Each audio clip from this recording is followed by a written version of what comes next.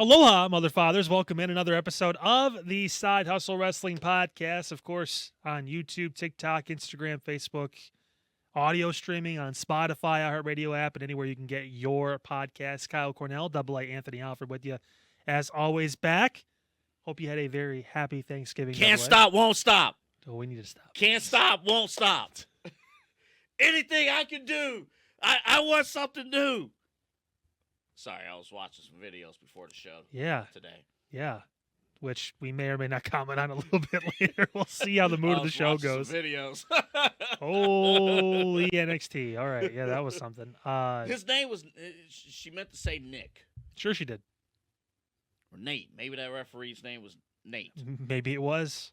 Maybe it wasn't. Maybe it was. His name's like Phil or some bullshit. Well, we know what that meant. Okay. Mike. Michael, maybe he has, there's a nickname for Michael. Honestly wild, to say the least. But we're back. Amazing, too, that Booker T's on commentary. I can't believe it. And then went right, to that. What?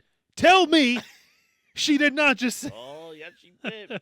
Yes, she did. Went right on to CW. Still feels like a lot different when it's Jada Parker compared to Vince McMahon. I just want to point that out. Way different. Yeah. She's technically allowed to say that. No. Just probably not on TV would be for the best. It was so smooth, though. It was quick, and it's almost like she caught herself mid-word. But it was too late. Yeah. It was too late. Yeah. But this is Shawn Michaels NXT. She ain't getting no discipline. Say it again. No. Shawn, take it easy. If there are words that we could say, it's in 1997 again. My goodness. Wow. Get the state of the DX. We will no longer say these words.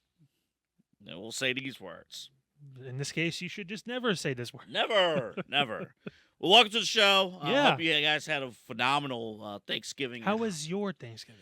It was pretty good. Yeah. It was pretty good. Food, of course, enjoyed it, family and whatnot. The Bears choked. What else is new? Are you a closet Bears fan now? What the hell? No. It was funny how the game ended though. Like they came back and then of course they couldn't handle basic clock management. It was in front of a national audience, and then the coach was fired the next day. I actually didn't eat dinner until like 5:30, so I didn't really watch the game. I used to eat dinner that late. We were told 3:30, 4 o'clock, but not everyone got there until 5. We were told that, but Rebecca's fit. They eat early. Yeah, so they eat 2 o'clock. Well, I actually got a workout. I actually did something new this year. Oh no! I actually worked out on Thanksgiving morning. I thought about it, but I was like, nah. Honestly, I advise you to do it. Did you eat anything before dinner, like a snack or something like that? Honestly, do a lower body workout on Thanksgiving. Well, I also burned 2,000 calories on Wednesday, the day before. Oh, okay, yeah, that's fine. I tried to cover almost 2 days worth. I didn't work out the day before, but Thanksgiving morning, get a good workout in. If you're not cooking, honestly, it might be a good idea to get out of the house. You're not in the way, so got a good workout in, build up the appetite, and come 2 o'clock, I was ready to eat. I had 3 plates on Thanksgiving. Only had 2. I'm slipping. Well, I had 2 at my uncle's, and then I went up to my brother's afterwards too, and I had 1 there because I felt like I had to, because he was a chef and everything too. Oh, so you kind of have to eat something. Can't turn that down. Yeah. But then still full from it. I imagine. I imagine. But but of course, then you had Survivor Series, so we'll skip over that for now. And then Raw, which we will not skip over because that show was amazing. And so much to talk about from the fallout from Monday Night Raw. You seen in the rundown there. I almost was like, should we still call the New Day segment was the best segment? Should we still call it the sweet moment? Because that was very sour. What happened? That breakup was very sour. It depends on how you take it. I didn't want to say sour as in, this is bad. A lot of people like sour. This is like, that was bitter. Wait, no, you hate sour. That was bitter. Oh, my goodness. We'll talk about that in just a moment. Makes your cheeks pucker. Man. Take that as you want. I was heartbroken. But we'll talk about it. Punk and Seth Rollins, they're back at it. They finally touched each other. They finally touched each other. Yeah. People are questioning CM Punk's UFC resume, though, because of the... Hey, don't hit him. Okay, I'll miss. Yeah. Like, what? Yeah. But FU's back on track. We will react to Survivor Series, though. The OG Bloodline won. So, now what? We'll talk about that a little bit.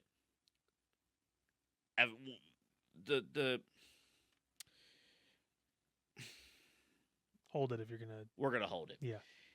And then Dom Mysterio cheered.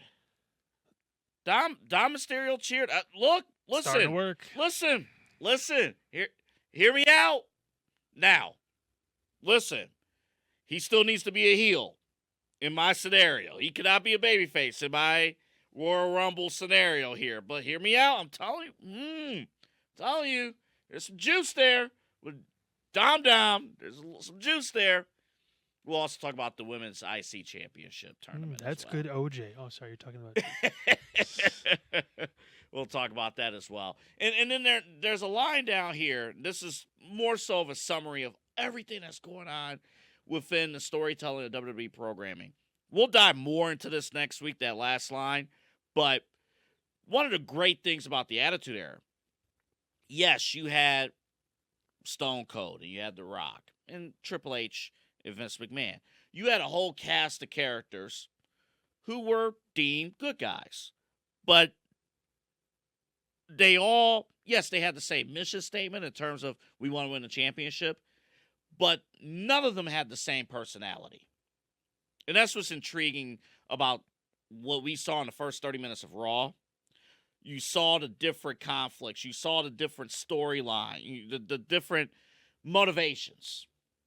Seth Rollins thinking about CM Punk for the last 6 months. CM Punk said, I haven't thought about you for a second. He's motivated by championships. He's willing to work with Paul Heyman and willing to work with the Bloodline. Meanwhile, you got other people on the roster who's like, working with Roman Reigns is like you're working with the devil. Like, there's so much in there, so much personal motivation. Sami Zayn would, he's emotional. And, he has a heart, but he's emotional. This is so much. So, we're going to talk a little bit about that. But let's get to it right now. Our BA Sweeties sweet or sour moment of the week, brought to you by BA Sweeties. I'm hurt. I ain't gonna lie to you. I'm hurt. Man, Big E got kicked out of the New Day like he was in a BET movie. Like it was Temptations, and the rest of the group was standing at the door. They're just looking like this. Out in the distance, it's like, David, we don't need you. Eddie, we don't need you. And he's just standing out there. This hurts. The best part about this segment, which I've talked about multiple times over the near year we've done this show now, is everything the guy said, true. You can disagree with it or not like it or like the reasoning for it, but yeah, you broke your neck. So what? You could have been back within a year managing us like you just said you were going to help us, to keep us moving in the right direction, to be a group, to be family. It's us. And he didn't come back. He took the job doing kickoff shows and being an ambassador instead of actually going and being with his brothers. He took that desk job next to Wade Barrett. He did. I mean, it's all true. Like, they brought up guys that obviously came back and wrestled, like Stone Cold and Edge and all these guys, but they didn't even really need him back wrestling. They just wanted him back with them. And a lot of people always thought Big E was kind of like the glue in between these two guys, and he brought it all together. That personality is something that you just can't mimic. Like, it is too little too late. So let's talk about why this segment worked in the first place, because you're 100% right. For me, obviously, Xavier Woods, if you want to coin, like, who's been the heel, who's been acting heelish this entire time leading in, you would say Woods, right? Would that be an overarching statement? You're right about him speaking truth. I don't know, man. Like heelish, Kofi 2 weeks ago when he laid into Woods, he really leaned into the dark side. That was a good preview of heel Kofi. So for me, Xavier's response was perfect. Obviously, Big E riling things up. It's like I'm gonna be back every week. I'm gonna be back. Root you guys on. I'll be back every week. Be your managers. Yeah. And I'm like, let's go. I'm like, Big E, let's go. And then a second later, like, oh no. You could tell like when they initially said when fans were cheering for E when they were talking Mhm. about, yeah, we miss him too because it's Mhm. true they do miss him. He's their brother, but they were going to get to the point of we are changing the New Day, where it's not going to be us waiting on E for another year, 2 years, 5 years, whatever. We need to do something different. Yeah. Because it's not working. They're losing a bunch of matches. They're not Right. getting any individual success. Like, it's just not working. And people thought it meant that they were going to turn on each other. But this is the ultimate swerve of we're done with you. And this leads me to believe that he is actually very close to being cleared. He could be. If not already been cleared, and now this is the build towards a WrestleMania story with these three. It could be. And so Woods, that response, right? It's like, now? The tone of that response was perfect. Spot on. Okay. Where the fuck were you for the past 3 years when you've technically been healed? You never even got surgery on your neck. You decided not to do that. Right. What So- solidified it all. What made this segment go from like, oh, this is pretty good to smokes. Kofi responding. Because, yeah, you just said it a couple seconds ago. Yeah, we saw a preview of heel Kofi, but Kofi's one of those guys. He's one of those baby faces that you just don't imagine him turning back that switch. Yeah, we can always say this guy can be a heel, this guy can be a heel, this guy can be a heel. But there are certain guys on the roster where you look at a wrestling show, you say, you don't even think about him being a heel. You just don't even think about it. And when he doubled down on Woods after months of them arguing, and all of a sudden it did click because remember, before Big E came out, those two were going to make the decision to split apart. I think their decision was going to be not them. I think it was they were going to say we're done with Big E. Well, I think all along that was what they came to because they had mentioned we had talked together. And when they came out, I didn't get Go ahead. I'm sorry. I didn't get the sense that they were upset with each other anymore when they came out. I think it was more of like a realization, more like they had a come to Jesus moment behind the scenes, what they were trying to portray, that it's not about you and it's not about me. It's about us waiting for him, and we need to stop. So we need to get rid of Big E. They were going to do it nicely and say, hey, we're moving on from Big E. But then he came out and decided now, I'm going to help you guys. I can't see to watch a fight. They're like, fuck you, man. Like, no, we were going to do this the right way. Now you can eat a dick, and we're going to make you do it in front of public because this is bullshit. See, I disagree with the premise, even though you could be right. But I disagree with the premise. I thought the way it was presented, they were going to split apart. They swerved you. But, and they did. And they did it well. Yeah. But the way it was going to be, all right, we hashed everything out. It was just them two making a decision because in their minds, New Day is just Kofi and Woods. In their mind, all this time now going in. And yes, and they were willing to live with, okay, E never came back. E's doing his own thing now. Now it's time for us to do our own thing. But then sometimes you see red, right? Sometimes when you reach that final decision and you're locked in on something, somebody who's been a part of your project for all this time, who had to leave, and then all of a sudden, years later, they're back. And, and then they completely misread the entire situation, which Big E did. Completely misread it.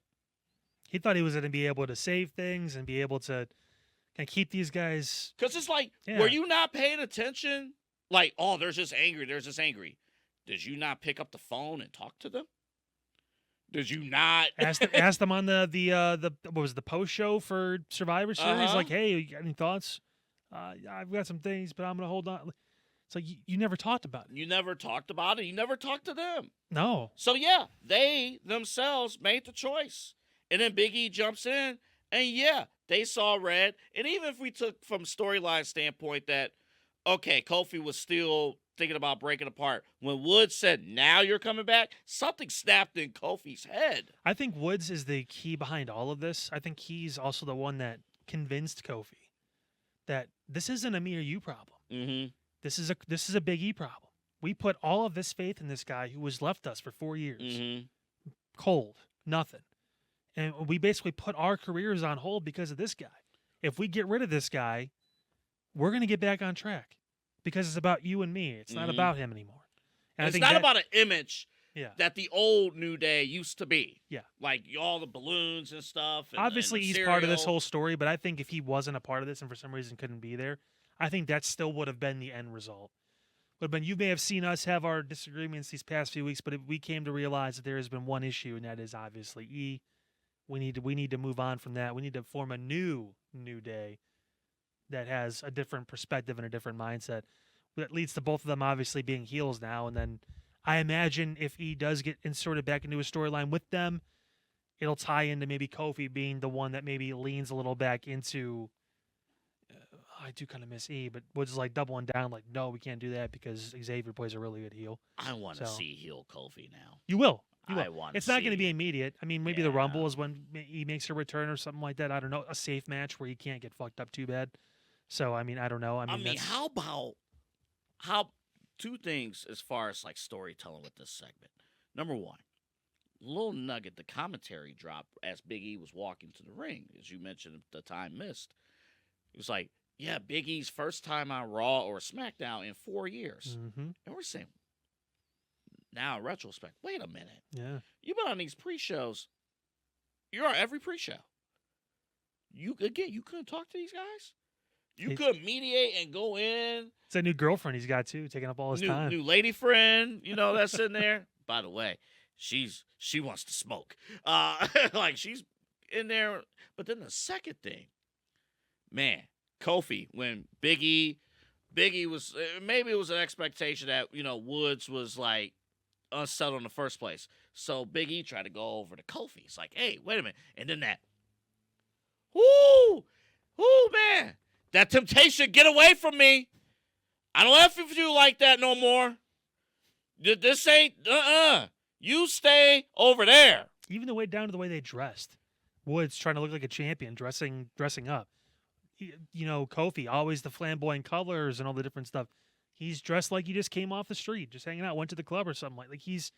They just have different attitudes now. I'm excited for this, just from a standpoint of we get to see a new version of these two. If it's a tag team, if it's them going off individually, who knows? But, I mean, for right now, it seems like they're still going to hang out together. It's just us. I mean, especially with Raw, the tag team scene kind of being a little cloudy as far as who should be at the top because Judgment Day is having their own issues right now. I mean, hell, a month from now they could be on SmackDown for all we know. We don't know what the fuck. I mean, I would imagine with the Netflix stuff, they're going to keep a lot of the big acts over on Raw, at least initially, until a draft happens sometime probably in April after WrestleMania or whatever. But I mean, this is not bad. I never thought in my wildest dreams we have waited months. We've talked about this story for months on this show. I didn't think they would turn together. Everyone thought they would turn on each other because E wouldn't be even in the equation. Maybe E would come back and try to save it, but it'd be too late. They would just be at each other's throats. But no one thought that it would be E coming back and them saying, no, you're the reason. I think they have to explain, though, going forward. They're going to have to explain. The Big E part, I completely understand. They're going to have to explain the motivation of staying together after that big blow-up they had last week. I think backstage. On television, they're going to have to explain because that was a lot. That was deep-rooted stuff. Have you ever had, so you have brothers? Yeah. You ever had, one of those big fights with them where you're just like, you need to get this shit out. You had to get it, maybe even you got physical, whatever it is, and you had to get it out of your system. But then the next day you felt a little better? Yeah. Maybe that's what they needed. That's cool. I just want to see it's relatable. I want to see that play out on television. Yeah, I don't blame you. Honestly, it could be one line. It could be we had our differences of opinion, but we realized we're stronger together. I mean, we're going to accomplish our dreams together. And even if they do split apart, Woods is going to get his first singles championship. New Day as a tag team is going to elevate themselves to the top of the division and hurt everybody in the process. It's just those things. If you play it out on television, just a bit. You don't have to give the whole thing away. Well, they said they talked. Just play it out. They said they had a conversation after everything went down. Yeah. At the end of it, too, was the clapping hands together like, hey, it's me and you, it's us. And then double down on why you kicked Big E out. Double down. Really, I would have. I play the crowd. Honestly, you miss E? Oh, dude. Honestly, open Raw next week with exactly what you just said. Oh, you miss E? You miss him? So do we. Yeah. Hey, you milk it, and you're set. I think they'll be great. It's a new day. Yes, it is. And that's our sweet moment of the week. Might be sour to Big E, but it's sweet to the rest of us because New Day, for the first time in a long time, is fresh. Tell you what, Big E, after that face he was making when he got dumped by his former brothers, looking like he had some of that sour racha from B.A. Sweetie, because my goodness. Man. That face puckered more than an asshole in the winter, I'll tell you what. Man. After all the turkey and it's all cold the out stuffing, here. And it is, it's cold, and once you get out of the snow belt, and if you're watching right now, it's probably Thursday morning, and I'm sure Pete's digging out of the snow right now. Thursday morning, right there. Gotta get one of those heated driveways. Yeah, that's not a bad idea. It's actually real smart. Well, unfortunately, you cannot get a heated driveway at BA Sweeties, but you can get phenomenal candy. And phenomenal holiday treats as we head into, it's December, you're counting down to Christmas and all the holidays and whatnot. A lot of great specials going on at BA Sweeties here in the month of December. It's a fantastic month, of course, from the different candy they have. Also the sweets, the sour stuff too. We talked about it jokingly with Big E, but again, it's one of their most popular items, all different sour options they have as well. And this is that time of year where obviously the kids are getting excited about it too. If they haven't finished the Halloween candy yet, they're getting pretty close, I'd imagine, because it's been a month and a half. Oh, the Halloween candy's finished. I mean, they finished it. Back in our day, when we went trick or treating, we had Halloween candy until like next Halloween. We were getting 4 or 5 pillowcases full of that shit.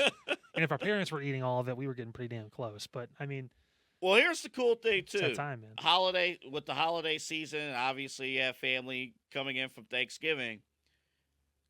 If you never been to BA Sweeties, if you're from out of town, it's about that time to check it out. And we've seen it. We've seen the testimonies. We've seen it. We were there when a family from Southern Illinois came in, walked over to Tom. We were late coming back on the air because Tom and us, and we were talking to this family that came out about 7 hours out and wanted to try out BA Sweeties during the Halloween season. It's a true destination here in Northeast Ohio. And honestly, if you think about it, really in the continent, North America, again, it's the largest candy store here in North America. It's one of those things, if you're driving through Northeast Ohio, especially for the holidays, you got family over here, whatever it is, make it part of your plan to stop and check out BA Sweetie. You're not going to be disappointed. And here's what you can see and get at BA Sweeties.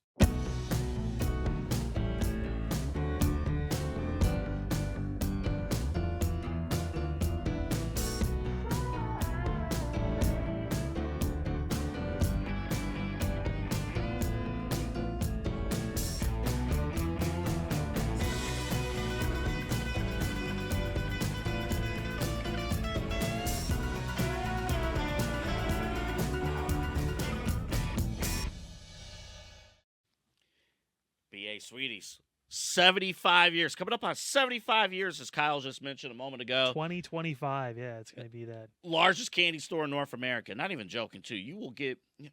I'll give you another excuse to go to BA Sweeties and earn your candy. You want to get your steps in? You just saw that fly over. You just saw that. Get your steps in at BA Sweeties in that warehouse. I'm going to ask Tom again the square footage of the warehouse they have, because it's honestly insane. Like I said, if you walk down every aisle, you may end up walking more than enough for your 10,000 for the day, just being able to explore BA Sweetie. It's honestly insane. It's great. We're going to play something for you a little later in the show where I asked Tom, I'm like, do you know where every item is located? You're going to love his answer to that. Yeah. You'll love the answer. You'll see that coming up later on in the show, or hear the answer if you're listening to our show. 6770 Brook Park Road. 6770 Brook Park Road in Cleveland, Ohio. Interstate 480, the Ridge Road exit, which was popping, by the way, yesterday. The Ridge Road exit, make a left on Brook Park Road, and the giant lollipop, you cannot miss it. You will not miss it. Turn right in to BA Sweeties, the candy, the different soda flavors that they have there. They have a ton, 30 soda flavors. So definitely check it out. And then don't forget, this spring, the mini golf returns coming in the spring. So crown jewel of BA Sweetie mini golf back in 2025. We cannot wait. Of course, again, 6770 Brook Park Road, Cleveland, Ohio. BA Sweeties, the largest candy store in North America for over 74 years. Maybe next week too, AA will bring in this special soda we have. I might have. You know what? I'm gonna have to go back and it's probably flat now. I'm gonna have to. Did you open it already? No, not yet. It's not flat if it's still closed. It is okay. Yeah. All right. Next week. So real quick, one of the things at BA Sweeties, they have like really, really good tasting. You know, your classic Cokes, your classic cream sodas, and a lot of cool pop flavors. 200 different kinds, I think, yeah. Yeah. They also have certain unique flavors. One of these weeks, I'm going to remember to actually bring it in. Well, Tom, obviously, if you guys have watched the show over the past number of weeks, he gave us some stuff to sample for you guys so we can kind of see what it was like. If we already haven't tried it, which some of the stuff we already did. But, I mean, he gave us some. We blew through our inventory within the first 3 weeks. Yeah, it went by pretty quick. He gave us a box, and we blew through. And there was a lot of, as Double A mentioned, really good tasting pop and soda and different kinds of things. But there are some that have a unique flavor. I'll say some of it ain't good, and one of them, and maybe one of them. Okay, the bottle that I have to bring in is a toenail soda. Tastes like a toenail.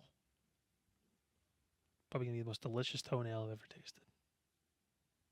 It'd also be the first toenail I've ever tasted. This guy. We don't know what it's gonna taste like. I'm not gonna listen. I thank my stepmom for giving me the mental openness to try anything at least once. Okay, I'll give you that. So I don't know. I don't know what this is gonna taste like. Is it gonna literally taste like I put my foot in my mouth? Probably not. So I'm looking forward to trying this. I know you are too. We'll break out one of the solo cups. A couple of them. We'll split it. Pete, you want to try it? Okay, Pete. You want to put my foot in your mouth? All right, cool. No, but it should be good. Speaking of being good, let's move on. It's funny that I said let's move on. And Seth Rollins has not moved on. He is literally a year to the day almost. Because we went to that Raw back in December of did. Last year. We both were at the show. When these two first had that first interaction. The very first line. I can't quit you, baby. The very first line, Seth Rollins, when he walks into the ring. I should have knocked your ass out when I had the chance. The very first line. So how about it? First off, we both love the fact that I guess now they're going back to. But was there a little, for me personally, for a split second, when Seth Rollins' music hit, a little bit of a letdown. For me personally, initially, because I was all in. I was ready to see CM Punk now go after that world championship. Punk got me excited about him main eventing or going to WrestleMania, finding paths to get to that crown jewel, that point, over to Stephanie and whoever it was, to nobody, to the sign, to the imaginary sign. That point there, and I'm like, okay, all right. Punk's been dealing with these personal feuds for the last year. Now it's time for Punk to go after a championship. He did his thing. He did his duty. Now it's time to go after it. And for a split second, when Seth Rollins came out, I reacted exactly how Punk reacted. And then I'm like, snap out of it. This is greatness. We're back at it. You never know. A championship may be involved in this at some point, so we'll see. But, I mean, I wasn't expecting Gunther just because he has, again, we talked about Judgment Day a little bit before, some of that shit to go through, and he needs to be worried, I think, about Finn in that match. Something just tells me he needs to be concerned. But, I mean, this has always been the money feud. Now, besides the fact that Punk obviously just shit on WWE for a while, I do not know why Seth is mad at him. I think they need to reestablish that a little bit because it's been a long time since they've really been in the ring like this together. Yeah. I mean, there's not really... Did he mistreat you when you first came into the business? That was Drew's thing. Okay, so what's yours, Seth? Because he badmouthed WWE for a long time? You're friends with those guys over there in AEW too. I mean, use that. I don't know. Like, find something. that make this make sense, because it can't just be because you're both really good. Mm-hmm. You have to bring everyone back into the fold about why you hate this dude, why you should have knocked him out when you had the chance originally. And from a character standpoint, you've done so much since then. Yeah. So it's like, why? Okay, why are we back to this now? Well, why are you not? Why is he not going after Gunther? Listen. Everything on Punk's side makes sense. Yeah. 6 months ago, from a business standpoint, you had what I wanted. You had a championship. Now you have nothing. Why are you here? So, hopefully, they will establish that with Seth. Now, I think it was important, too, from a pure surface level standpoint. We know the deep ends of it, but from a surface level, they're both baby faces. So, to your point, why is Seth Rollins going after CM Punk again? I think that's important to establish on the surface level. I think we know, if you've already dug in, obviously, if you've watched this show, you probably know the reason. But from a surface level standpoint, it needs to be reestablished. I think Bronson Reed getting hurt, too, threw a wrench in a couple different stories. Because I do think that there was a possibility they would have threw him with Punk for a filler feud before Rumble. Just because... Remind me when Bronson got hurt again. Oh, Wargames match. Oh, yeah. When he jumped off the top of the Wargames and rolled both his ankles or whatever it was. About that, I thought he was going to get right back up. Remember, Punk was the one that, in the pre-match, he shoved Bronson in the face. He mushed him. Mm-hmm. So there could have been a tie-in there. Yeah. That could have been a nice little filler thing they for blocked Punk. that out, too, on the thing. But you could have circled back to it. But, I mean, like, that's one of those things where it's like, okay, that could lead to a story. Then, obviously, McIntyre returning later in the night. They were saying maybe it was supposed to be Bronson that attacked Sammy instead. So there are different levels in which he could have been involved. But this is a nice little thing. I imagine they're both going to be in the Rumble. So they'll have this story kind of rolling through. And does it need to have a championship in it? Not necessarily. You also have to think for Triple H too long term. There's 2 nights of SummerSlam now coming up next year. Oh, so, SummerSlam, yeah. Yeah, so in New York. So, I mean, you can double down and have Punk go for a title at SummerSlam because he's going to have an opportunity. And this could still be worthy of a main event level match on night 1 of WrestleMania this year if they end up getting to that point, just because of how, and we've seen like, oh yeah, Kevin Owens and Stone Cold main evented. A tag team title match main evented night 1. Night 1 can be more fluctuating with it. I imagine The Rock's not going to want to wrestle twice, or Roman's not going to want to wrestle twice again, or Cody will be obviously on night 2 with his title. So, I mean, it opens the door. Well, remember, if you go that far to SummerSlam, remember the favor, right? Yep. And that favor, honestly, if you're forecasting where things are going way out in the distance long term, Roman Punk at SummerSlam makes sense with Rollins or somewhere along, because I would imagine you're not getting Roman Punk at Mania. Obviously. What's Cody's story now? So if Roman, we don't know what he's going to do next. We're assuming it's going to be a match with Solo relatively soon. Well, word on the street is that The Rock is not penciled in for Mania. Okay. That's word on the street. Well, that's what Dave Meltzer says. And again, you can adjust and do whatever. But he also runs the fucking company, so if he wants to show up, he'll be there. Yeah. So, or if he doesn't want to show up. I doubt it. It's also in it's Vegas. in Las Vegas. The Rock loves Vegas. It's not that far from L.A. Yeah. He could fly there direct from Hawaii if he wanted to or whatever. I mean, I doubt that The Rock will miss, especially because they're going to want to top what happened last year. I just don't know. Is The Rock's story more with Cody or is it more with I don't know. Well, we'll talk more about the Bloodline here in a couple minutes. Because if Roman comes and beats Cody for the title again, then that's the favor. Punk and Roman at WrestleMania for the title. And Punk doesn't have to win. That's just his. I got my main event. Yeah, he never cared about what he even said. It's never about winning the championship again. Obviously, it'd be nice, but that's my main eventing WrestleMania and winning the Royal Rumble are probably his last 2 big. I need to do this before I'm done. I didn't think there was a. That's interesting. Interesting point. I didn't think Roman Punk at Mania was possible. Because Cody and Rock. That seems to be more of like what they're trying to do, and that for the People's Championship. There's a way to throw in a title if you really need it, but that feud doesn't really need a title because Rock is still like, hey. And even if, It'd be nice if it was in. If you want to throw a prop, that's that. But also, The Rock can't be a champion right now. My biggest thing going back to these two right now, I guess what are they going for at this moment, right? So obviously, bringing Punk back into the, Punk now. All right, I don't like this guy anymore. And then, so when are they going to fight? Are they going to fight at main event? That seems a little too early. No.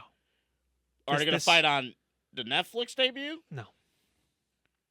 So are they going to? So they're going to not touch it, or not? They touched last Monday. Are they going to not have a match until what? Royal Rumble? They won't have a match until WrestleMania if they have one. What they will have is confrontations on the shows, as well as probably in the Rumble. Maybe even an Elimination Chamber. They might both be in the match. I don't know.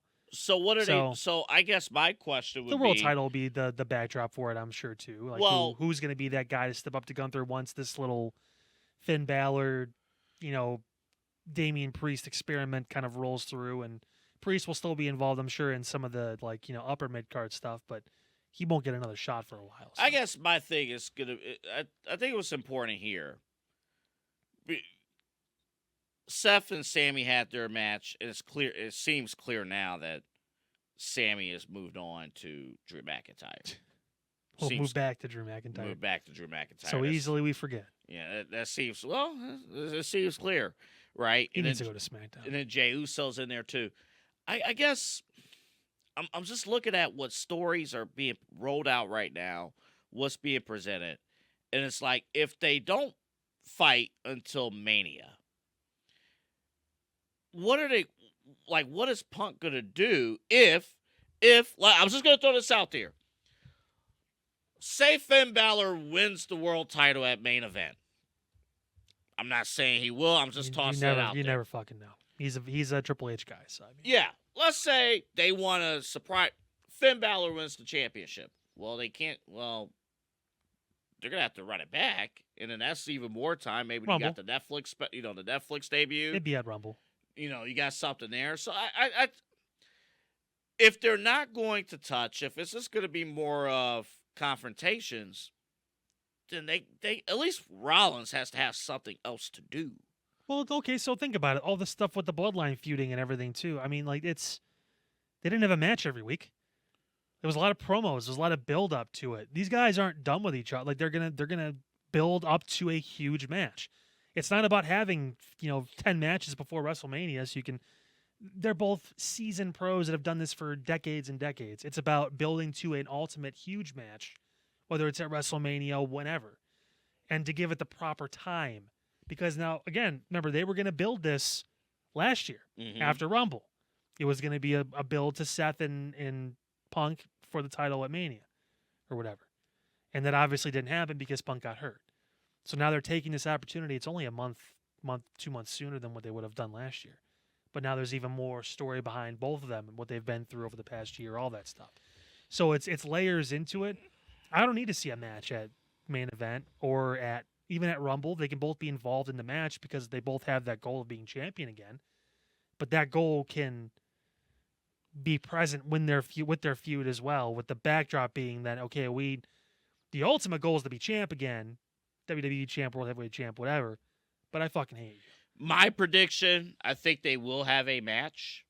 I think the Netflix debut, I think they'll have a match. That's you gotta my remember prediction. too, The Rock's gonna be at that. Cena's gonna be at that. They're gonna have a lot of shit going on. I don't know if they have time for that. Oh, they'll have time. This is Netflix. We're not talking about. They're not gonna have a 5-hour show. No, it's not gonna be a 5-hour show. But if it's 2.5 hours, it'll be 3. 3 hours. If you want a staple main event, well, we know the main event already. I told you what the main event is. Which is? So it's kind of they've leaked certain things, but it's Cena and Punk versus Gunther and Kaiser in the main event of the Netflix Raw. Yeah. I don't mind that because that obviously leads to the direction of Cena challenging Gunther next, which is good.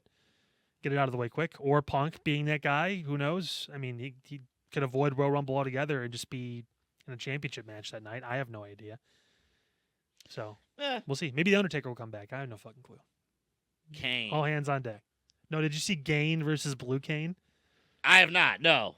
So Gain is the gay Kane on the Independents, and when he does like the fire, he does this, and then he dances around the ring, and he kisses his opponent, and then Blue Cane is just Blue Cane. There's also Cocaine. It's okay.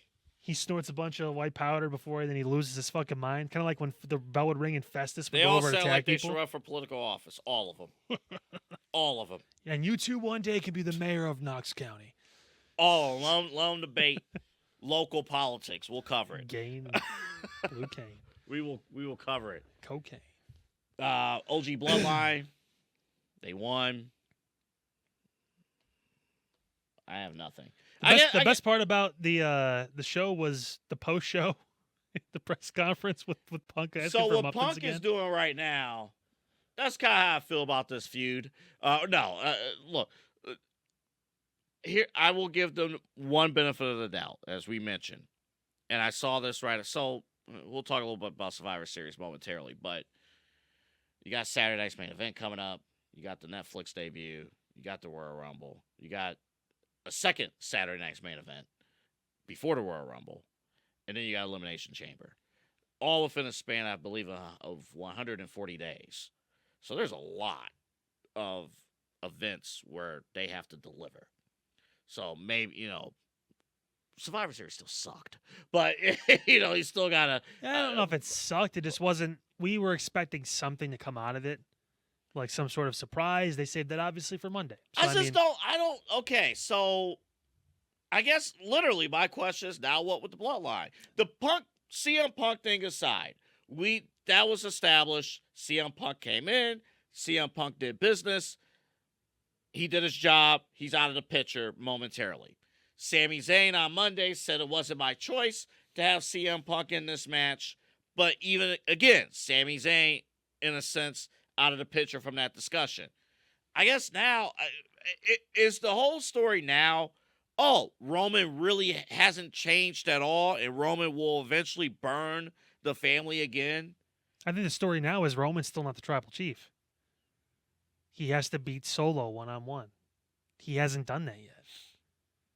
They've won a tag team match, I think, and then they won the 5-on-5 match. So it needs to be tribal combat, one-on-one, for the Ulafala. That's the end all of that story. Otherwise, now there's still two bloodlines. Yeah. Solo's still in charge. He went 5-on-1. The family would look at that as honorable. He didn't go down. He didn't hand over anything. He stood and he fought till the very end. So he still has a right. He still has his three guys with him. So does Roman. So, I mean, there needs to be that one-on-one match. He seemed very non-committal, Roman did, to being at Saturday night's main event, so it leads me to believe they'll have that match at Rumble, which means 6 more weeks of build to a one-on-one match finally. And Roman will be on television, 3 or 4 out of the 6 weeks in person. Which is good. And you can run tape. And don't forget, maybe the Netflix Raw is where they have a confrontation where they make the match official. Yeah. That kind of stuff. I mean, they have an ability to do that. I would have done it at Saturday night's main event, but you also got to think, too, they already have 3 title matches that night. And I looked at the schedule. I looked at NBC's schedule. Didn't realize Saturday night's main event's only 2 hours long. Yeah. It's not 3. Yeah. So 8 to 10. Yeah, and it's a loaded, and a loaded card. They got a lot of shit going on that night. Cody's defending the title, too, so that's going to be the main event. So, I mean, you're kind of like you're in a situation where you can't really do it that night. So, I want to see whenever they're ready to do this. I want to see. I think now is the time for the. They almost did it years ago. They never went through with it. But what was it? The tribal family court thing or something with Sammy when they were originally gonna. I know what you're talking about. But I want them to bring in the elders. Yeah. The problem is a couple of them are dead now. I mean, that's the sad part. But give Rikishi. If Rikishi is the one making pulling the strings behind closed doors, you give Rikishi. I love you, buddy, but no. No. You get a few other important family members. A couple old heads. Get some old heads in there, and have them support Solo. There needs to be something like. But this has to feel the way I feel about this story right here, right now. This has to feel of oh, cool, Roman wins, and he didn't really change much. He adapted, but he didn't really change. He said it. Here we go again. But now, remember what Solo said after WrestleMania to Paul? He said, losing has consequences, right? Mm-hmm. So, Solo, losing has consequences. We need to have this match because you are not the Tribal Chief. Like, he can... There's a way to use his words against him in that front. And it needs to be a one-on-one match with those two. After that, then I have no clue. Because then I don't know who goes with who. I mean, does that mean that Roman's going to absorb? Does that mean he starts to alienate the Usos and Sammy because now he has, the Tongans and Jacob Fatu running for him? They finally agree to acknowledge him. I mean, does that mean they go rogue? Good. I mean, we've seen you go crazy before, so I mean, you never. Somebody did a meme. It's almost like he started a club one time with another guy on the roster over on Raw that's maybe on the outs too that maybe could form in WWE. I don't know. Maybe they'll decide to do something with that. Somebody did a meme of climbing a cage like Super Mario Brothers. Yeah. Yeah. It was like I still can't get over the introductions too. University, a doctorate. They did a great job. Yeah. It was so funny. They did a great job with those. That was fantastic. I love the sports presentation. One of the things Triple H brought into WWE. I love one little side story I'm intrigued by, and Seth Rollins actually set this up. Remember that little quick line that Seth Rollins had to Jey Uso during the whole CM Punk confrontation and whatnot? Oh, go back to Roman. And then he apologized. It was like, okay, you're family. I wonder how many, quote-unquote, side missions Jey Uso's going to have to fight because you got a ton of people who still do not associate with evil Roman Reigns. And Roman, like you said, has not changed. Mm-hmm. He literally, and that's I think that's his big story now too. Yeah. And Sammy with Drew McIntyre. That's going to be the other thesis too. Yeah, but like Roman hasn't done anything. He hasn't apologized to anybody. He didn't apologize to Paul for not responding to him at all. None of that. I did what I needed to do. What? Like, he has a lot to atone for. And obviously we'll find out more Friday and then throughout the season because now we need to figure out his direction for WrestleMania too. Mm-hmm. Guy's been in the main event like 8,000 times. I'm assuming he's going to be near it again. But I mean, it's just one of those things where we don't really know. And I think that's part of what I told you Saturday night too. I was like, hey, I mean, if you leave a show with a couple answers and 1,000 more questions, it makes you want to watch more. It does. Figure out what the fuck they're going to do next because we don't know. But the other thing, you got to give them a draw too, and that's just like, I don't know. This didn't feel like the show to do. Hindsight now, feeling like it was something where something big needed to happen. Well, if you had nothing on the books, like they didn't have any super major big return. Well, Becky wasn't coming back. Yeah, there wasn't anything where it's like, okay. To be fair, technically, they did follow through with a story. They did. Which was how would CM Punk and Roman Reigns coexist. Yeah. So I'm not saying they did not follow through with storyline progression. They did. Because they had Paul and Punk return together and all that stuff. And then now the question was, okay, when's Drew coming back? We got that answer on Raw. So, I mean. Now, if would I be upset if I paid $50 to watch Survivor Series? Sure. But we didn't pay $50.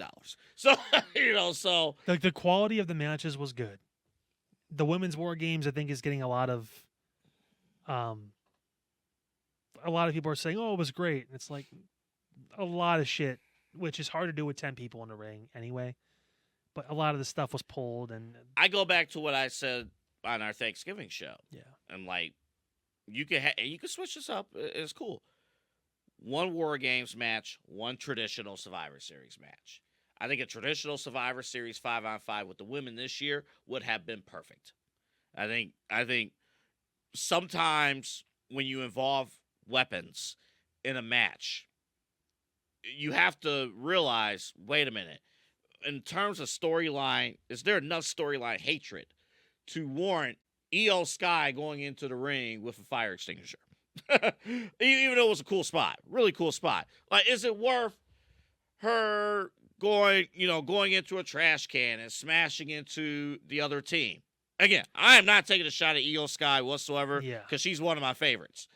I'm just saying all the stuff that they did in this match, did the hatred, maybe other than Rhea Ripley, because she still can't get over Dom Mysterio for some stupid reason, is there enough hate to warrant that type of a match? I just don't think it was. Well, look at this past year, Bad Blood, Hell in a Cell, one Hell in a Cell, Drew and Punk, blood feud, 9 months long, end it.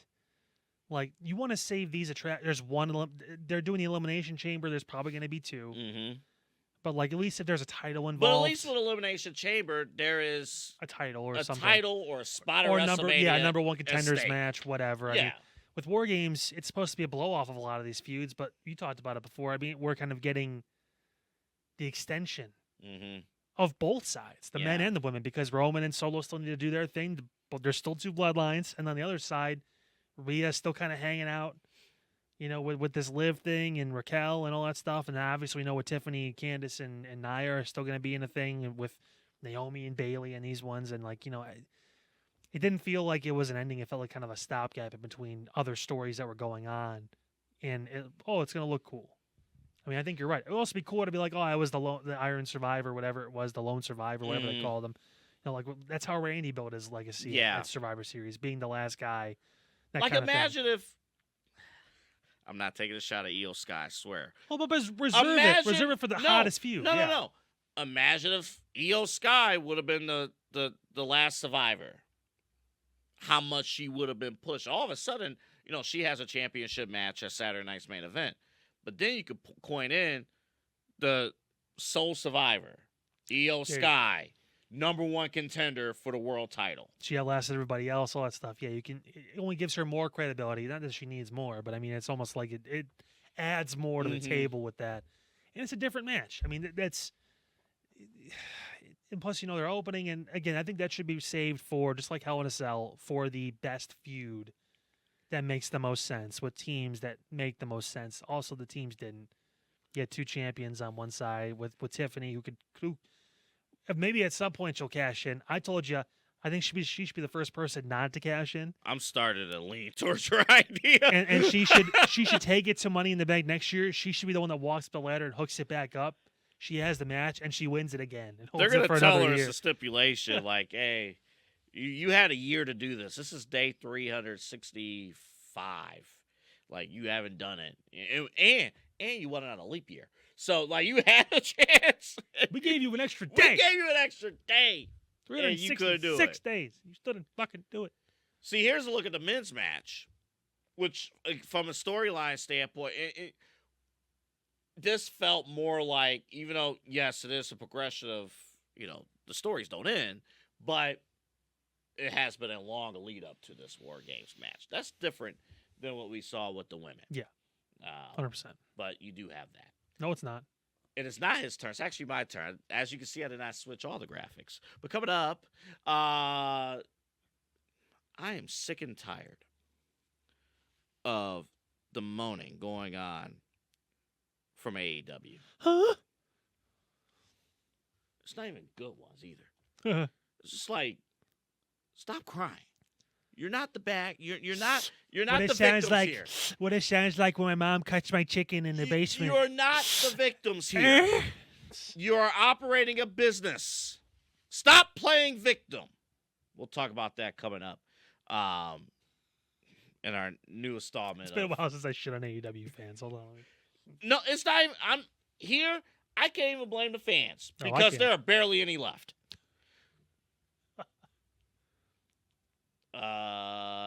We got all that coming up. You're gonna hear from them coming up here in just a little bit. Remember I teased earlier, Tom, do you know where all the stuff is at the store? Mm-hmm. You're about to hear his response right now. Tom, do you know where everything is here in the store? No. Okay. In a general idea, I do, but I can't tell you how many times my office is on the floor of the store, right? And my door is always open. All our managers' doors are always open if they're there. So if any customer has a question or whatever, if they can't find an employee, stock guy or whatever on the floor, they can just, hey, where's this at? So I can't tell you how many times a customer would come in and say, can you tell me where sugar-free candy is? And I'll say 12N. No, 12S. Yeah. Okay, thank you. And it says it's right down. Go down now. Go down this way because you're in aisle 7 now. 5 more aisles or whatever. And then I'll think about it after they leave, and I'm like, oh man, I told them the wrong aisle. It's aisle 13. What should fans who might be watching you here in Cleveland for the first time? Hey, they look you up on the website, on the app. They call you. What should they expect? Yeah, I mean, first off, between me and my team, you're going to get one of us. If you want to deal directly with the man, you're more than welcome to. I don't mind. I love working with customers because I look at it this way. I have a lot of good life experience financially. I've said 12 years of banking. I've got now 2.5 years of insurance. I have a lot of money and just kind of life and financial stuff knowledge. So that's what I look to do, is to truly help people get from that point A to point B financially. It's not about just, saving money on auto insurance, sure, but if I can kind of turn that into a better discussion, really help people understand what actually insurance does, why it's important, because it's not a tangible. I joke when I leave that I lock the office door so no one steals all the insurance, but there's not just insurance laying around. So there's just it's kind of a mystery kind of component in people's lives that they think is a scam and all the different things you hear. It's not. It can feel like it sometimes. I'm not even going to say that it doesn't, but if you understand how it works and understand and have a person who you can go to help with those kind of situations, that's what we're here to do. That's what my team's here to do. That's what I'm here to do, and that's what I take a lot of pride and have a lot of passion in, obviously, as you can probably tell. So, well, I know you said the joke, hey, we lock the door so no one steals the insurance, but it's exactly right.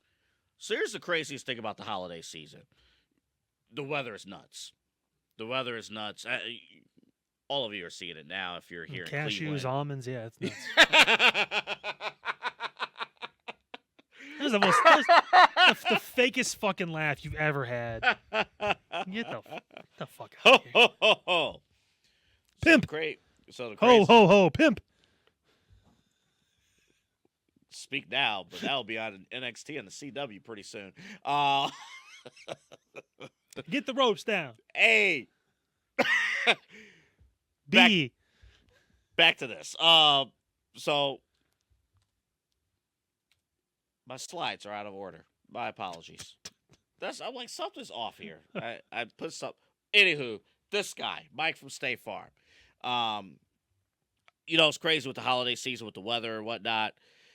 There's nothing worse than not having an insurance policy an insurance agent that you don't trust with this crazy weather, with the snow, and I know Pete's been getting hit in the snow belt like a ton, and yes, if you're on the west side, you just see grass, but one of these days you're gonna see snow too and ice.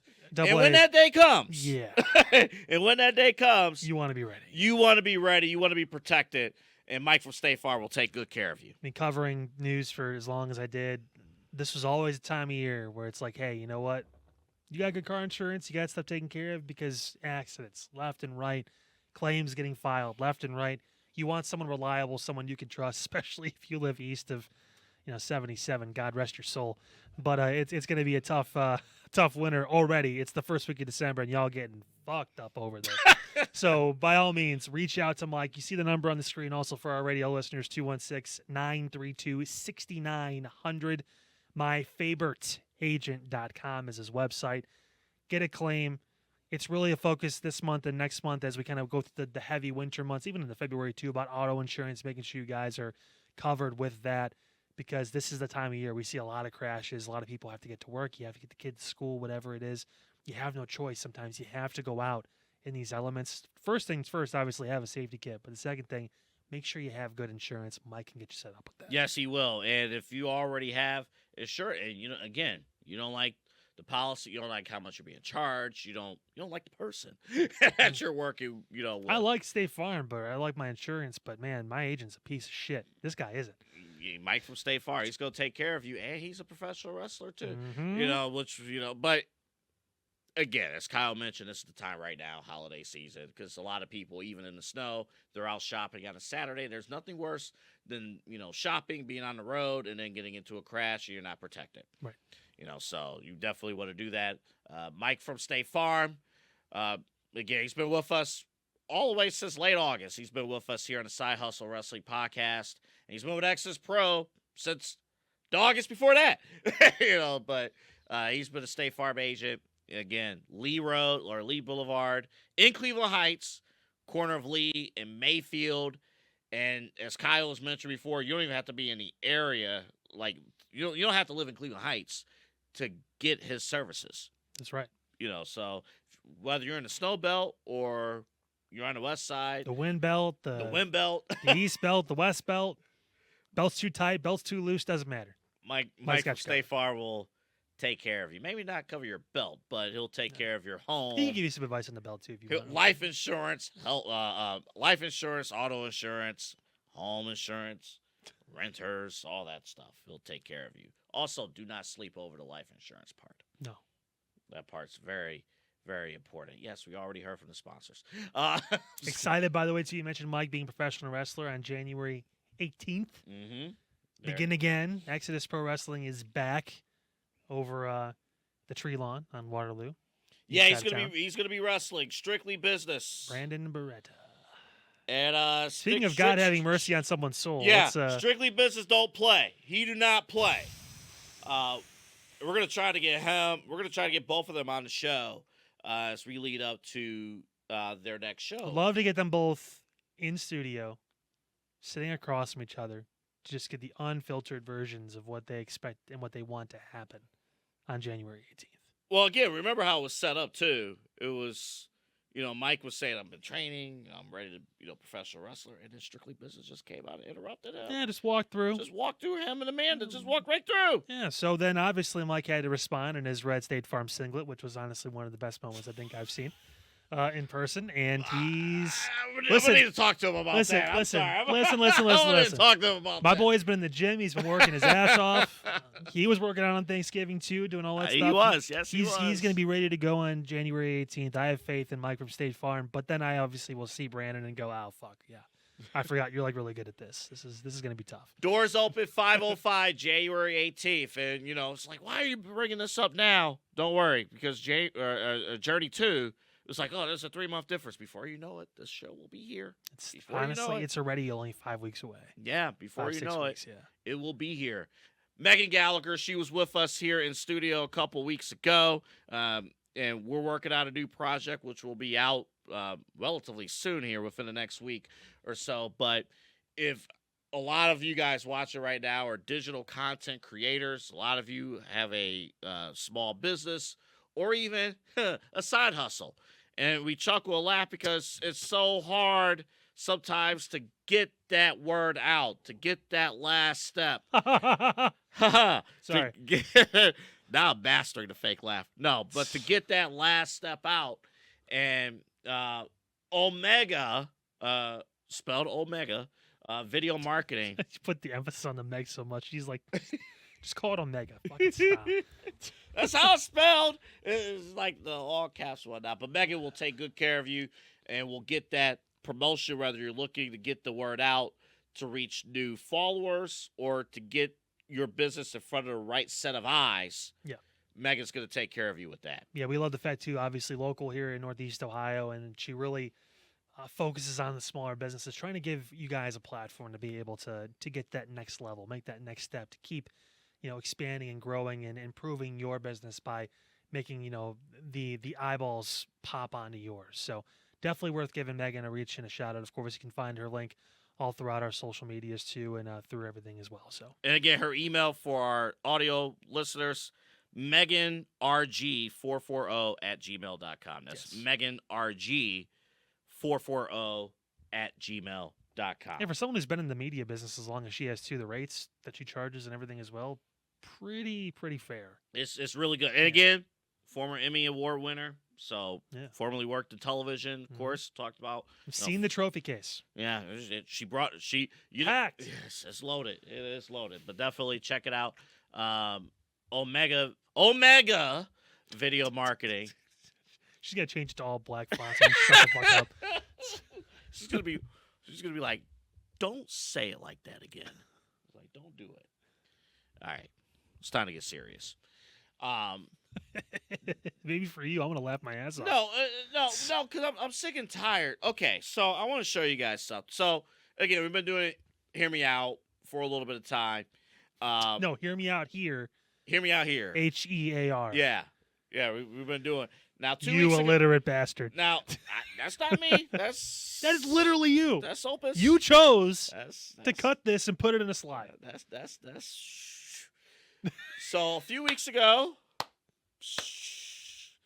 I said to Dom. What are you, a fucking car wash? I said that. Hey, if there's a car wash company can I out get there, tire shine on the... hey, listen. If there's a car wash company out there that want to get sponsored on our show, Hear me out here. hear me out. listen. Hear me out. There's Did we find our segment? Listen.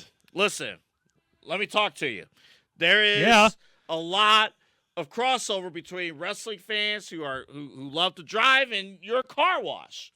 So every single week, we're going to get your message out there. Hear me out. You got people who are locked into subscriptions. They're locked into their memberships.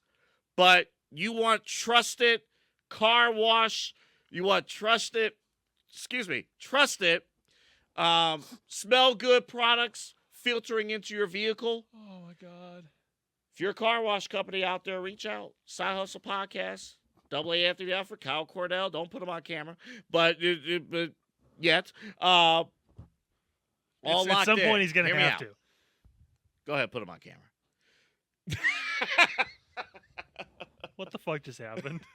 All right, here's my real hear me You're out. doing a live ad for the car wash that's not sponsoring us. Can we send that out? Is that a smart idea to send that out? No, probably not. No, let's send that out. I don't think we should. Hear me out. If I can rob Rizicki something. No. 9 o'clock. Listen. Once a week. Listen. Now, a few weeks ago, we had something fun. I said Dom Mysterio should win the Royal Rumble, which I actually stand by the way. I fucking pulled out a Nostra Kyle and called CM Punk being the 5th member of the team. But now it's time to be serious. Oh, that wasn't serious. No, that was serious. But this is like... Well, I did say I don't think it's going to happen when I started. we edited that part out. No, we did. I want to direct everyone to this tweet right here from Dustin Rhodes. Okay. Says here, and for our audio listeners, says here, here's a thought. Just enjoy wrestling. Please stop the consistent attacking. We have the most passionate wrestlers in the world. We do this for you. Hashtag I am with AEW. AEW and I love and watch all wrestling. Sure. Now, here's my thing. Let me get this here. For 5 years. And counting, maybe, for now. You guys have been talking about how this is where the best wrestle, right? This is where, I heard that tagline Where on the your big show. boys Hold play. Up. Where the big boys play. We're the best wrestle. I've heard this on your program. And I have heard your boss talk about, WWE's had to move their show out of the big stadium and move it to an arena because they couldn't fill seats. I've heard your boss talk about how, this is how we take care of business. This is how we handle things. This is what we do. And now, to quote Xavier Woods, now you want to talk about watching all wrestling? Now you want to talk about how we should all come together? And this is not just Dustin. Taz has something similar. He tweeted something out responding to a fan because some fan called out AEW's crappy product and said, nah, we're not going to watch Collision. We're going to watch Survivor Series. And Taz came out and said, maybe you should enjoy all of it. Now we want to talk about unity among wrestling organizations? No. You don't get to victim blame here. You don't get to do that. You went ahead for 5 years and talked about how you was better than the alternative. And now that not only your ratings are down, but your ticket sales are down, you actually had to move out of a stadium in Australia to a smaller arena. You had to do that. Now you want to talk about how we all should come together? No. How about you be better at your job? How about, and Kyle was joking about you're going to crap over the fans. No, I'm not going to crap over the fans.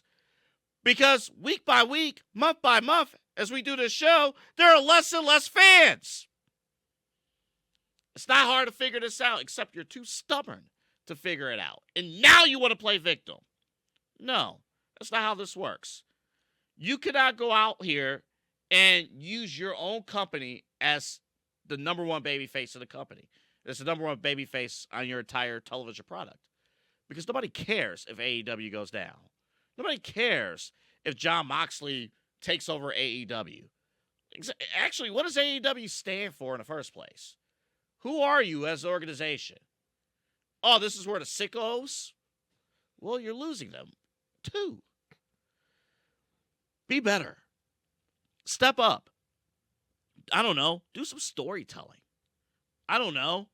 Don't pick the wrong people to lead your television shows. I don't know. Find some individual rivalries and take full advantage of those. Don't come to us about, oh, we have to be united. We're going to actually do a special show coming up very soon, by the way. And I sent out surveys. I was like, what's your overall thoughts of this? What's your overall thoughts of that? A lot of responses, overall thoughts of WWE, this. There were some criticisms, but Not one survey came back to me when I asked, what's your overall thoughts of AEW? Not one survey came back with a positive response. It was either this product is inconsistent, it sucks, or I don't watch. I don't think fans have an issue watching wrestling. I think fans have an issue watching you.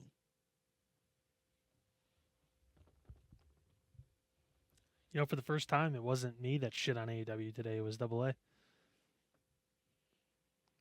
Tony Khan needs to shut his fucking mouth, and he needs to go away. Not AEW. Put someone in charge who knows what they're doing. I would take Jim Cornette over Tony Khan right now. At least he'd stabilize some shit. I mean, I have things I disagree with him, especially when it comes to women's wrestling, but like, at least he'd be able to stabilize it. You'd be able to build some viewership back up. You may lose some idiots along the way, and that includes some talent. Bischoff is doing a one-shot with MLW. He's dipping his toe back in. He's been on AEW programming. Get the fuck out of there, because you can blame fans for this tribalism, but it was you who basically called WWE Diddy at one point. You said you were Sprite and that WWE were pedophiles, essentially. Not essentially. That's what was said. That was almost an exact quote. I won't go verbatim, but because I don't remember, because honestly, I don't give a fuck what Tony Khan says. But you said this kind of stuff. You've taken shots. You called it the Wednesday Night Wars with their developmental show that you barely outdrew. Well, at your peak, barely outdrew. You guys, you did this. Everyone wanted an alternative because WWE was bad. There was a couple bright spots, but it was bad programming. It was the wrong person that was in charge. And we've seen what happens when the right person is in charge of something, how good something can be. If we're bitching about Survivor Series, that was, for the most part, a solid show, but we expected more. Mm-hmm. If that's the worst show we see, we're pretty fucking happy with the product. That show at Survivor Series was better than any Dynamite you're going to watch. Better than by far, any Collision. And God rest its soul, fucking Rampage going to be gone soon, too. And if the pay-per-views, it's better than most of those two, unless you like spot fests and just really good matches with no actual full-on storytelling. Minus maybe one or two that have something halfway decent. But that's it. Tony Khan needs to go away. If there was ever a time for a faceless, nameless billionaire to be backing a company and we never know who the fuck it is, it's now. It would be great. He's in charge, and he's taking it. He's taking it. He's the one making these decisions. He needs to go. Yeah, it's just I wish he didn't need to go. He didn't need to get fired himself or anything like that. He needs to take a step back. Talk to fucking Shane McMahon. At least he's been a part of something successful. Mm-hmm. That's shown growth. I won't even say AEW wasn't successful. They have a new TV deal, all that stuff. Everyone's going to, well, why you fucking bitch about it? Because it's our job. It's what we do. We get paid to talk about this shit now. So, sorry, we're going to fucking talk about it. And if we think there's problems, we're going to address it. If you don't agree with it, then don't listen to us. Eat a fucking dick and move on with your life. Well, here's the thing, too. We have not had many requests from people because we have not talked AEW topics in a long time, honestly. My blood pressure has been low for a while. It's been great. And we have not had people who come to us to say, how come you guys don't talk more AEW? No one's ever said that No to one us. has said that to us. Even the guy we pulled at SummerSlam that was on the street that watched AEW was like, I kind of get it. I'm like, yeah. But again, he's a loyal fan. He doesn't want. He's going to go down with the ship. That's great. I don't think AEW is going anywhere. The problem, though, is that now the loyal fan. Here's the other thing, because by all accounts, you know, when you do the surveys of like great places to work at, like your family's taken care of, things like that. AEW, by most accounts, is a great place to work at. In terms of family security and things like that. It's a great place to have a contract, but not a great place if you want to be utilized properly right. and feel fulfillment in your job. But you cannot just piss the opportunity away. And that's the part that's tough. It feels like right now you're seeing a product that, man, loaded with talent. We say this every time. But every opportunity that they get, and let's be real about it too. In my eyes, I know a lot of people are going to say, oh, some people went away. Some went away when Cody went to WWE. I know a good chunk of people went away when CM Punk left. My jump to shark moment actually happened on this show. It actually was the week after AEW Dynasty. You were so high. You were so high. I wish we could pull the clip from that show. Oh my god, that was hilarious. Because I'm glad I could bring you back down to earth. We were. It was the A block of the show. You were sipping the Tony Khan Kool-Aid. You were like, "Fuck yeah, baby, this is gonna be great." Because the pay-per-view was. It was my first time watching Will Ospreay. If I could just take Will Ospreay and bring him to WWE, I would. He didn't want to do it, but he didn't want to do it. He didn't want to have structure. He didn't want to work his way up. He wanted to be where he was. So, yeah, I mean, whatever. I mean, and he burnt that opportunity. But fine, whatever. I don't think he burnt a bridge. He just said no. So I mean, or took the other offer. But that week, I'm like, all right, the wrestling's there. I could talk up the wrestling. They did a nice angle with Bryan Danielson. They did this. Like, here we go. And I wish I could pull that effing breakdown of how they opened that following Dynamite. It was rough. Not just rough. That was the moment where they jumped the shark, in my opinion. Time and time again this year, AEW's had moments where fans want to talk about what they want to do. Like, hey, we have a high storyline. And they never deliver. And after 3 strikes of not delivering, you lose interest. Bye-bye. And now they have this Jon Moxley takeover feud, and that has no direction. Well, because now the Bucks are going to come back and save AEW, right? Because everyone wants to see that. It's like, the guy's never booked TV before. The guys that he has helping him have never booked TV before. He's not taking advice from anyone. That's why maybe Shane can break through. I don't know. And now he's playing victim. Yeah.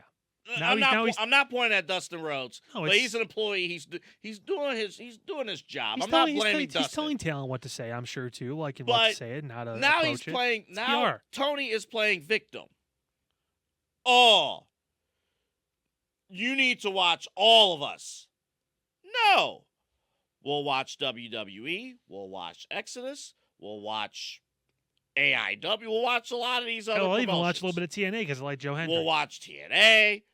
Wrestling is not the problem in 2024. Not anymore. You could have said WWE was the problem in 2018, 2019, and that's why people... And it was. That's why people gave you good faith and watched the show. You bobbled it. And the reason why, Time Warner, whoever's fucking, I forget now, for TNT... Warner Brothers Discovery. Yeah, Discovery, whatever.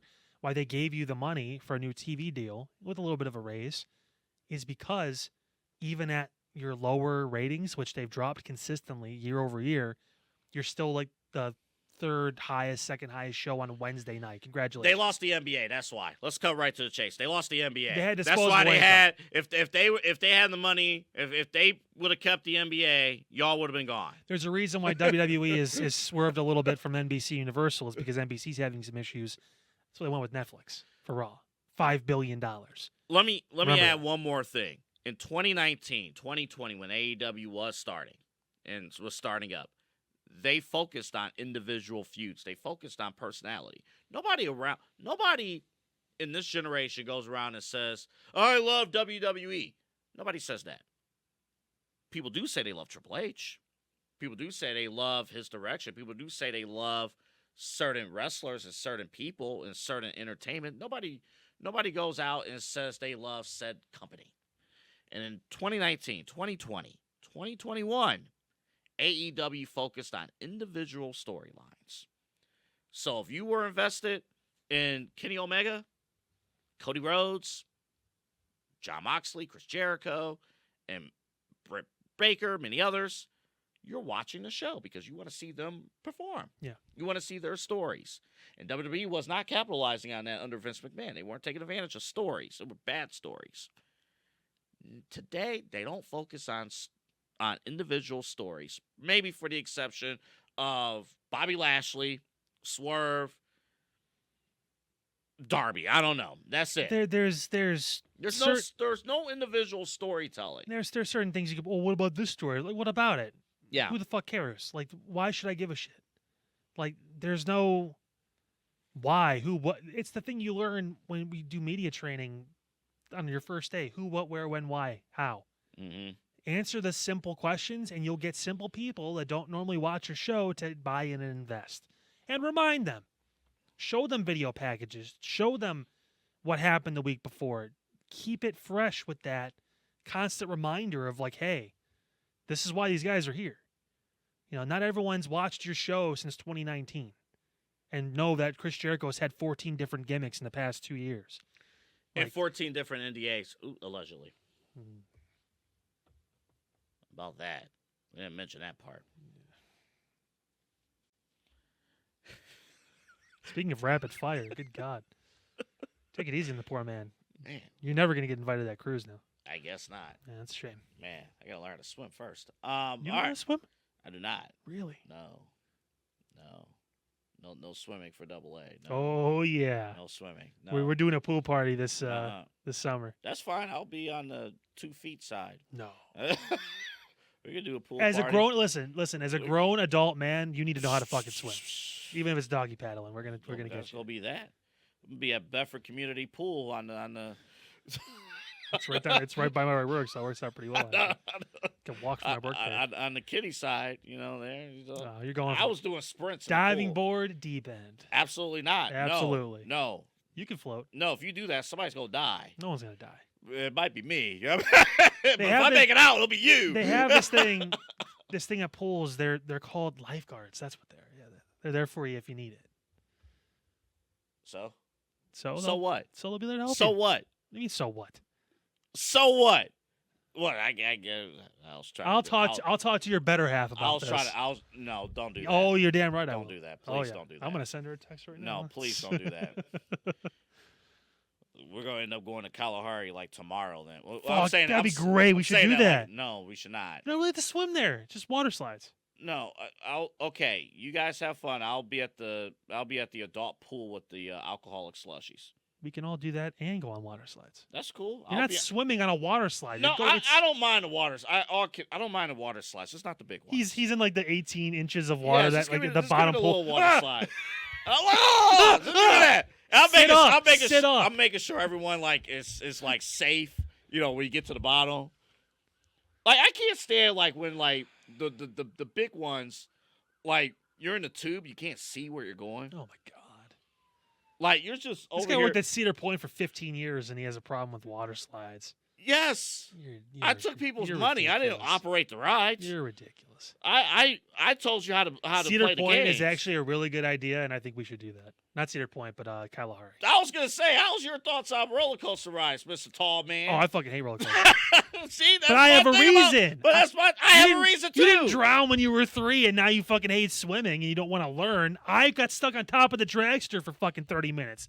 Why the fuck do you think I hate roller coasters? Listen, if I get stuck in a pool for longer than 10 seconds, I'm done. I got you. What if I touch the bottom what if- anywhere at Kalahari, just standing up. Well, I no, got you. No, of course you do. I got you. But what They if got floaties what if- when you walk in. I got you. Well, they don't have floaties at the Bedford Community Pool. Well, fuck the Bedford Community Pool. We're going to Kalahari. This is what this show's turning into. They don't have the Bedford Community Pool. I wanted to try out One shot on me, Pete. Well, go ahead, man. If you happen to know a swimming instructor and/or lifeguard, please contact the Side Hustle Wrestling Podcast to help my shell of a man over here, who in his early to, let's be honest, closer to mid-30s, attempt to swim for the first time in his life. You can make a difference in this world if you call the number 867-5309. Do it now. He's so hood. He wears pants below his waist. Listen. Man, that hood was strong. Listen. Peeled your face off like you're It Nick almost Cage. did. It almost did. Listen. If any swimming pool community center wants to sponsor this show, great. If you want us to do a live city-owned. remote, They're all fucking city-owned. The city of Bedford sponsors the Side Hustle Wrestling Podcast. listen.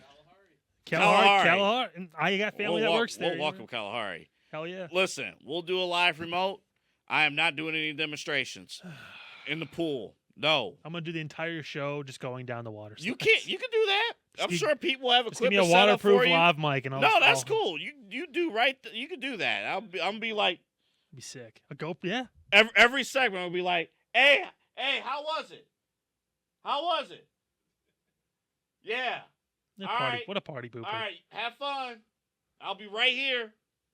I'll be right here. Do you want some sheets for the bed you just shit in? I'll be right here. Yeah, man. Anyway, rapid fire. I think it's done. We did. Your thoughts on Dominic Mysterio getting cheered on Monday? About fucking time. Yeah. Put all that work in to make him the heel, and they dirty Dom, dirty. I'm like, holy shit! Like, this Raw is amazing, dude. Dom's getting fucking cheered. The New Day breakup, kind of. Like this is, oh my god. Everything about Raw was what a fantastic. fucking show. Everything, One of the top shows all year. Like, Yeah. Watch the replay if you have to. everything about it was great. Yeah. It was again. They knew Monday Night Football was a bit weaker this week, of course, with the Browns and Broncos. So it's like, hey, you guys got 30 minutes. We're gonna deliver these 30 minutes. But Dom, I don't want to see him turn babyface. No, I don't want. Not yet, no. I But know. this is the seed that's being planted. It's the Eddie Guerrero turn that will happen at some point. It's being planted. Him and Finn. If you listen to Finn, we'll be okay. If you listen to Finn, you'll win. Yo. Corny ass shit. Women's see it. Intercontinental Championship. Thank you, Raw, for being a couple weeks late, but I know why you did it. Can't wait for the champion to be announced at the Netflix Raw. It's going to be fantastic. I get why they did it. But they could have also just announced it at the same time. But Well, one show does it, and another show has to do the same thing. Oh, we got to do the same format, too, the triple threat. it gets more people gets in people it, I on guess, the show. yeah. It gets people on. You know, it gets people Who should on. win the women's IC title? Good question. I lean towards Raquel, just because it also could give Rhea something to do, and not be a live based, which would be kind of cool. But By the way, did you realize Rhea Ripley's going to have her first singles match on Raw all year? I think since the beginning of the year. yeah, Unbelievable. That's yeah. great. Remember, because she was the champion, but she never wrestled. I need to actually, because I do not, this is bad on my part. I apologize. Who's in it? I do not remember who's actually in the So women's tournament. Dakota Kai won the first triple threat match with Shayna Baszler. Mhm. And I forget the other person that was in that match. Chance. Katana Chance, yeah. Yeah. His tag team wrestler, so she wasn't going to win it. but a lot of people are thinking Dakota's the favorite. By the way, how about her coming out, Dakota, not and they identified her as part of Damage Control, Yeah. but her own music and her By own herself. everything by herself right after the Damage Control segment. Yep. Like, pretty interesting. Huh? Let me look quickly. Triple H. Okay. Oh, yeah. Zelina Vega. She's going to fight next week. Yeah. She's in the match with Lyra and with Raquel? Niall. Ivy now. Okay. Yeah. Makes more sense. And then, Kaden Carter. Oh, Damian Priest's girlfriend. Mm-hmm. Okay. Interesting. And then Natalia. And Raquel. Alba Fire. Yeah. Where the hell is Raquel in this? Oh, she's on the other side. Yeah, she was Stark and Kate. Yeah, she's gonna be in the final probably. Maybe. Now she's gonna face Dakota Kai in the probably. semifinal. I would. Now they could also find a way to like make Zoe Stark get there or something like that. See, they could, because she's for some reason won matches maybe she shouldn't have. Yeah. And also you don't really want to bury Raquel, so you could have Rhea interfere in that. But is this the time for? This is an interesting field. I mean, my heart says Dakota Kai and Lyra, but is it time for Lyra to win the big one? Because she made the final, the Queen of the Ring tournament. It's her opportunity to win the big one. She was in the final 2 with Liv for the Women's World Championship. Actually, you know what? Her Her time to win this is not now. She needs to make the final and come up short again. So she can win the Rumble. Win the Rumble. Is she a big enough star right now for that? I think mid-card maybe is more. It depends on what they want to go for the Women's Rumble. It depends. Because this is honestly, the past couple of years we kind of knew. Mm-hmm. Like, okay, it seemed like maybe Cody be there a couple times. It seemed like, Becky was going to win it that one year, and, Rhea's going to win it this year or whatever. Bailey won it last year. Bailey won it last that. year. Mm-hmm. I don't know who's winning the Rumbles this year. I get a feeling it's going to be a very nostalgia-based WrestleMania. So it could be like a Cena, Punk, one of those guys. Becky Lynch. She Charlotte. comes back. If Becky comes back, it's like, I'm declaring myself in the Royal Rumble. Yeah, however she does that. Alexa could be another option too if they want to shoot her to the moon. Could be. Lot of Maybe if Carmella's foot hasn't fell off yet, she could try and get it. Quick recovery, sweetheart. Listen, I'm sorry. I'm not. All jokes aside, I feel bad for you. I'm happy the baby's healthy. That's awesome. I want to mention this real quick. Then we'll leave the show, and you can send over some swimming lessons for me. Yeah. Stroke. Because we taped last week, we did not get an opportunity to talk about the confrontation between Cody Rhodes and Carmelo Hayes. I thought that was outstanding. Mm-hmm. Oh my goodness. Oh my goodness. He's gonna be a star, man. I'm telling you. They have all the time in the world. He's 28. I mean, he's got all the time in the world. And Cody, like I mentioned it on social media, but to see that side of him, and we're gonna see on Friday, I think 2 more shows before Saturday night's main event, but something has been unleashed now that like Cody needed a non-bloodline defining feud, and this is it here with Kevin Owens, and then even his work with Melo, like. Wow. And Randy's always in the background. What's going to happen with him through all this? Is it going to be a match with Kevin? Is it going to be a swerve on Cody? We don't know yet. So we cannot wait. And we'll definitely check that out. All right, we're going to wrap. Again, check out all BA Sweeties, of course, 677 Brook Park Road in Cleveland, Ohio. Mike from State Farm in Cleveland Heights. And Omega Video Marketing. The most normal you've said it to this point. Good job, buddy. Omega! It's at the end of the show. If you heard that part, then God bless you. There's no hash marks in between the O, the Meg, and the He just likes to say it like that. We got a lot the font is slightly bigger, so I have to. A lot of great stuff coming up. Follow us on the social media platforms. We are there. YouTube, TikTok, Instagram, and of course LPV Productions on YouTube. Some basketball coming up maybe in January too. Excited so we're gonna have to change. We'll change the football graphic over to basketball pretty soon. Actually, now because football season's done. Speaking of football, Kirtland made the state final again. 59 offensive plays. 59 rushes. 59 rushing attempts. For Also, I know they're not technically in the area, but shout out to Avon for finally beating the actual D1 team, Hoban, and beating the shit out of them, by the way. on too. a neutral site. Wow. Yeah, in fucking Akron. Yeah, how about that? At InfoSystem Stadium. yeah. It's so neutral. How about that? Good. Really happy for Avon. Hope they go all the way. I started my official career, my professional career in broadcasting in Lorain County, and watched them struggle, I know. getting to that point, and always losing. We covered them at OMS, and Yeah. every season is like Avon has a standout season, and then there's Hoban right there. So Go finally, to D1, Hoban. yeah. Just do it. Finally, after all of that, so we saw a lot of great football. The point is, you're gonna see some great basketball. Yeah. On that channel, on that CVC TV channel, you'll see some of that. Plus, Voice of the Land, new episodes. Had a new episode last night. Every Wednesday, they're gonna be breaking down the quarterback situation with Jameis. Please, Lord, deliver me from pick sixes. So definitely check that out. And we're done here for now. We're going to have some special shows coming up within the next month. Get fucking pumped. It's almost Within been the a year. next month. It's almost been a year. We're going to have a town hall. We're going to have we're going to have an award show and the 1 year anniversary coming up. 1 year. 1 year of the hustle. You putting up with my shit. 1 year of the Silos. How about podcast. that? We made it. We made it. We started over there at that table, and now we're here. I have a pitch for Pete about doing the show in like 3 different locations just because we can.